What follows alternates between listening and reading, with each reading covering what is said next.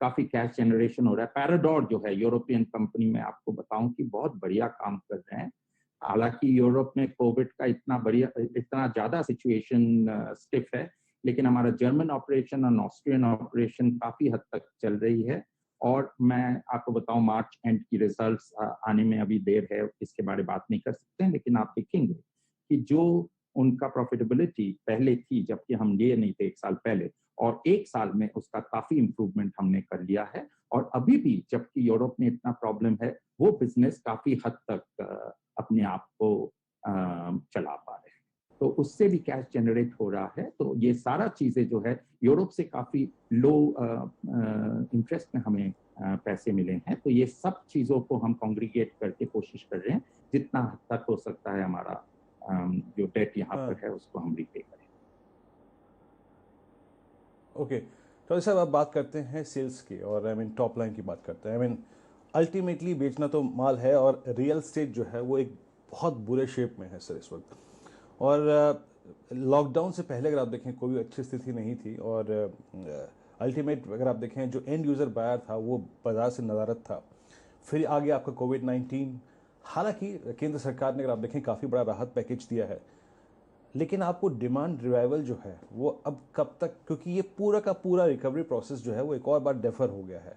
तो ये बताइए कि रियल एस्टेट से डिमांड आपको कैसी नज़र आती है, और जो रिप्लेसमेंट डिमांड होती है वो मार्केट कैसा नज़र आ रहा है आपको अगले 6 महीने के लिए?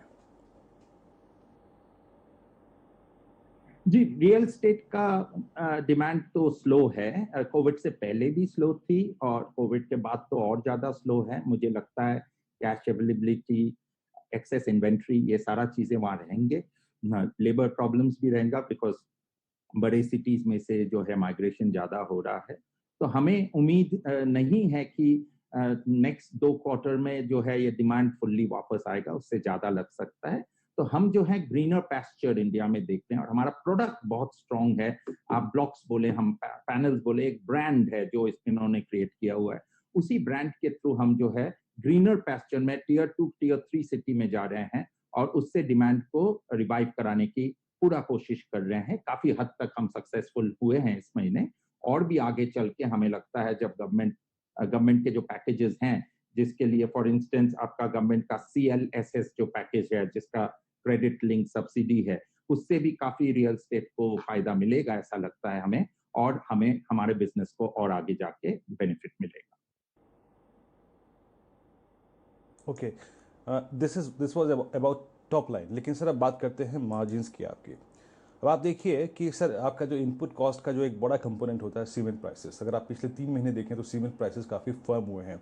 दूसरी बात, जो आप फाइबर इंपोर्ट करते थे ब्राज़ील से, ब्राज़ील ने, क्योंकि मेरे को मालूम है कि वहाँ पे जो एक्सपोर्ट्स फाइबर बैन किए हैं, so you are I mean walking towards Kazakhstan and I think Russia, वहाँ फाइबर प्राइसेस आपको अप्रॉक्सीमेटली 15 से 20% और एक्सपेंसिव मिल रहे हैं। तो इससे आपके जो मार्जिन है सर, उस पर क्या इम्पैक्ट पड़ रहा है? थोड़ा सा इसको हमारे लिए आसान करेंगे समझना कि मार्जिन पे कितना इम्पैक्ट पड़ेगा इससे? हाँ, जरूर।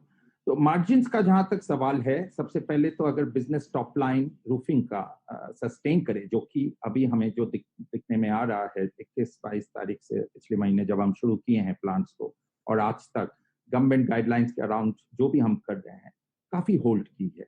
पिछले साल से अगर आप कंपेयर करें तो मोर और लेस उस ट्रेंड में या उससे थोड़ा सा बेटर ही मैं बोलूंगा अभी सस्टेन किया है। तो रूफिंग सेगमेंट अगर सस्टेन करता रहे, हालांकि हमारा बिल्डिंग सोल्यूशंस थोड़ा कम भी रहे या प्लम्बिंग सोल्यूशन थोड़ा कम भी रहे क्योंकि रियल एस्टेट नहीं है, लेकिन रूफिंग सेगमेंट अगर कंटिन्यू करे तो हमारा प्रॉफिटेबिलिटी में ज्यादा तकलीफ नहीं आएगी। हाँ, आपने सही बोला कि डेफिनेटली फाइबर में काफी कुछ प्रॉब्लम्स आई थी जबकि ब्राजील बंद हो गया था, लेकिन हम जो है उसका ऑल्टरनेटिव ये है। हमारा R&D बहुत स्ट्रांग है। फाइबर कंटेंट को कैसे रिड्यूस कर सकते हैं, एफिशिएंसी कैसे बढ़ा सकते हैं, ये कंपनी ने काफी काम किया है। और मैं आपको अश्योर कर सकता हूं कि प्रॉफिटेबिलिटी को लास्ट ईयर से बेटर रखने का हम कोशिश करेंगे, या तो उसी लेवल में इस साल भी कोशिश करेंगे, अमिट्स ऑल चैलेंजेस जो कोविड हमें प्रपोज कर। अच्छा सर, मैं मतलब ये पूछना चाहता हूँ कि अब आपका तजुर्बा कहता क्या है कि ऐसे सर्कमस्टेंसेस में और थोड़ा सा अगर आप देखें एक सही अप्रोच लेते हुए, ना ही बहुत ऑप्टिमिस्टिक और ना ही बहुत सैड अप्रोच लेते हुए, जो फुल ईयर की ग्रोथ है approximately both in terms of bottom line and top line, वो क्या हो सकती है एक डिसेंट ग्रोथ इसको इस बहुत डिफिकल्ट ईयर में? और शायद ऐसा ईयर, ऐसा समय, ये 2 महीने आज तक वर्ल्ड वाइड किसी ने देखा नहीं था, इवन इन वर्ल्ड वॉर। तो ऐसे में लगता है क्या है डिसेंट ग्रोथ क्या होगी? प्रोजेक्शंस क्या लगा रखे हैं आपने इस साल के लिए, फिस्कल के लिए?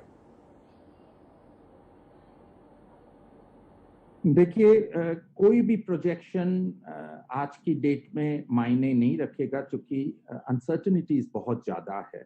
हमने अपनी तरफ से जो कोशिश की है, कॉस्ट को बहुत ज्यादा हमने ड्रास्टिकली रिड्यूस करने का कोशिश किया है। सैलरीज काफी एम्प्लॉयज ने अपने आप ही गिव अप किया है। मैंने जैसे अपना सैलरी काफी हद तक गिव अप किया है, बैलेंस ने भी। तो ये एक बहुत अच्छा ट्रेंड हमारी कंपनी में टुगेदरनेस की है, उस हिसाब से, और कॉस्ट के ऊपर जीरो बेस्ड प्लानिंग पूरा करके इसको आगे बढ़ाए हैं। तो मेरे ओपिनियन में अगर हम जिस तरह से अभी हम देख रहे हैं रूफिंग सेगमेंट अगर चलता रहे तो बहुत ज्यादा डेंट नहीं आएगा, क्योंकि बिल्डिंग सॉल्यूशंस एंड पाइप्स में डेफिनेटली आप समझ सकते हैं 20-30% का डेंट आ सकता है, लेकिन रूफिंग से और पैराडॉट से हम कोशिश करेंगे इसको काफी हद तक मेंटेन करने का।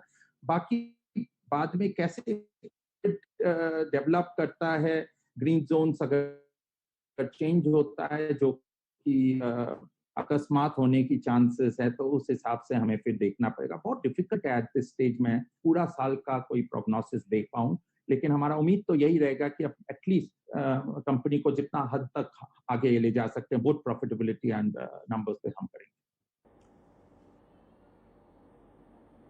ओके मिस्टर चौधरी, बहुत बहुत शुक्रिया आप इस कार्यक्रम में शामिल हुए। और सर इस हफ्ते पूरे इस कार्यक्रम में नो योर कंपनी में डिफरेंट कॉर्पोरेट से बात हुई। एक डिफिकल्ट टाइम है सर, यकीनन डिफिकल्ट टाइम है, ये किसी ने आज तक नहीं देखा था। बहुत बहुत शुक्रिया सर आप इस कार्यक्रम में शामिल हुए। अपनी तरफ से मैं ये कह सकता हूँ, CNBC आवाज़ की टीम की तरफ से कह सकता हूँ कि best of luck for the coming quarter sir, अगले क्वार्टर के लिए बहुत बहुत शुभकामनाएं आपको। एक ब्रेक पे जाएंगे, लेकिन ब्रेक पे आने से पहले एक स्टॉक लेके आइए डायरेक्टर साहब प्लीज़, दो स्टॉक लेके आइएगा, और वो है रिलायंस इंडस्ट्रीज। अब पुल बैक देखिए डे हाई पर आ रहा है, दिन के लो से काफ़ी स्ट्रॉन्ग पुल बैक है, 1454 futures trading at day high. और एक स्टॉक जिसमें काफ़ी इंटरेस्ट है पब्लिक का, लेकिन याद रखिए लॉकडाउन 4 से ठीक 3 दिन पहले ये डे लो पर है, that is I think PVR day लो पर, और PVR versus all time high of 2151। आज ये स्टॉक नए 52 वीक लो पे और 801 के स्तर पे डे लो पर।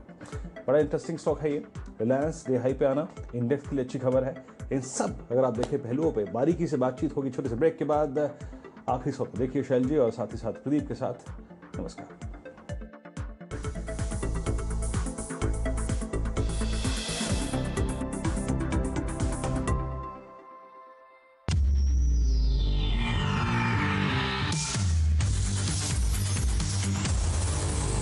शेयर बाजार में गिरावट तो आती ही रहती है, बल्कि उतार चढ़ाव का नाम ही तो शेयर बाजार है। लेकिन हर बड़ी गिरावट दरअसल आपके लिए खरीदारी का, पैसे कमाने का मौका होती है। कैसे? 2008 आपको याद होगा, बड़ा वित्तीय संकट था, अमेरिका में बड़े बड़े बैंक दिवालिया हो रहे थे। उस समय निफ्टी, हमारा जो निफ्टी का इंडेक्स है, वो 6000 के लेवल से गिरकर 2200 पे आ गया था, यानी 1/3 हो गया। बड़ी गिरावट आई, म्यूचुअल फंड्स के एनएवी गिर गए, लोगों के पोर्टफोलियो गिर गए। लेकिन अगर आपने 2200 के लेवल पर निफ्टी में पैसे लगाए तो 2 साल के अंदर ये निफ्टी वापस 6000 हो गया, यानी आपके पैसे करीब 3 गुने हो गए। 2016 याद कीजिए, एक बार फिर से बड़ी गिरावट आई थी, 9000 वाला निफ्टी 6800 पे आ गया, करीब करीब 25% आपका रिटर्न साफ हो गया। लेकिन अगर आपने 2016 में 6800 के लेवल पे पैसे लगाए, 2019 आते आते यही निफ्टी हो गया 12000, यानी 80% के रिटर्न आपको 3 साल के अंदर कमा कर दिए।